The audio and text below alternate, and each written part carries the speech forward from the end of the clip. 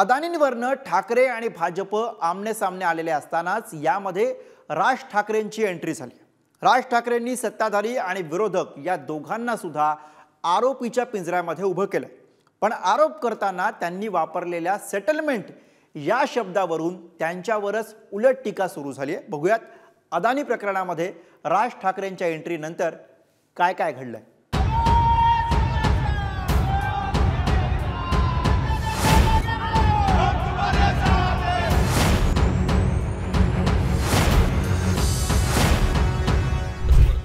का दिला इथपासून सगळी सुरुवात होते, कळलं का? आणि अदानींकडे असं काय आहे की ज्याच्यामध्ये विमानतळ पण तेच हाताळू शकतात, कोळसा पण तेच हाताळू शकतात, बाकीच्याही गोष्टी तेच हाताळू शकतात।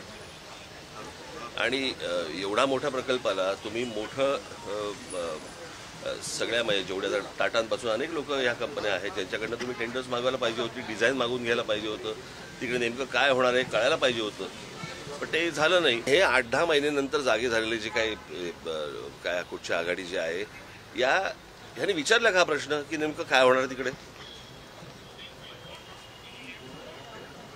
की मोर्चाचे दबाव आणून फक्त सेटलमेंट करायचे आहेत? मला असं वाटतं एकदा त्याच लोकांना तुम्ही एकदा विचारून बघा। धारावी पुनर्विकास प्रकल्प अदानींना देण्यावरून सुरू असलेल्या राजकारणात आता राज ठाकरेंनीही उडी घेतली आहे। सत्ताधारी आणि विरोधक दोघांनाही राज ठाकरेंनी आरोपीच्या पिंजऱ्यात उभं केलंय। उद्धव ठाकरे यांच्या नेतृत्वात निघालेला मोर्चा सेटलमेंट झाली नाही म्हणून होता का असा सवाल त्यांनी उपस्थित केला। हिवाळी अधिवेशनामध्ये सुद्धा राज ठाकरेंच्या या टीकेचे पडसाद उमटले।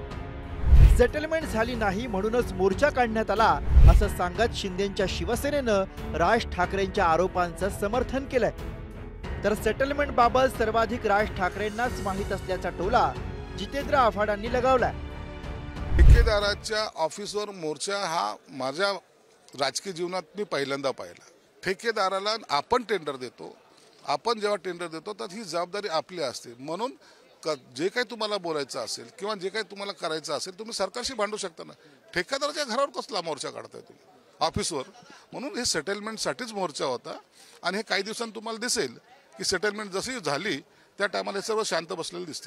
हे बघा, महाविकास आघाडी म्हणजे शिवसेनेने घेतलेली भूमिका, प्रत्येक भूमिका ही महाविकास आघाडीची भूमिका आहे असं नाहीये। त्यामुळे 1 वर्ष झोपलं होते का आणि हे होते का ही गोष्ट वेगळी। आता सेटलमेंटच्या बाबतीत राज ठाकरेंपेक्षा कोणाला जास्त माहिती असणार? मोर्चावरून राज ठाकरेंनी केलेल्या टीकेला उद्धव ठाकरेंनीही उत्तर दिलं। अदानींना प्रश्न विचारले तर त्यांचे चमचे का उत्तर देतात असा सवाल उद्धव ठाकरेंनी केलाय। भाजप नव्हती त्यामुळे सेटलमेंट कोण करणार असा टोला सुद्धा उद्धव ठाकरेंनी लगावला। एक तर गोष्ट अशी आहे की मला आता कळायला लागलेत अदानीचे चमचे कोण कोण आहेत। अदानीचे म्हणजे मी प्रश्न आम्ही अदानीला विचारला, चमचे का वाचतायत?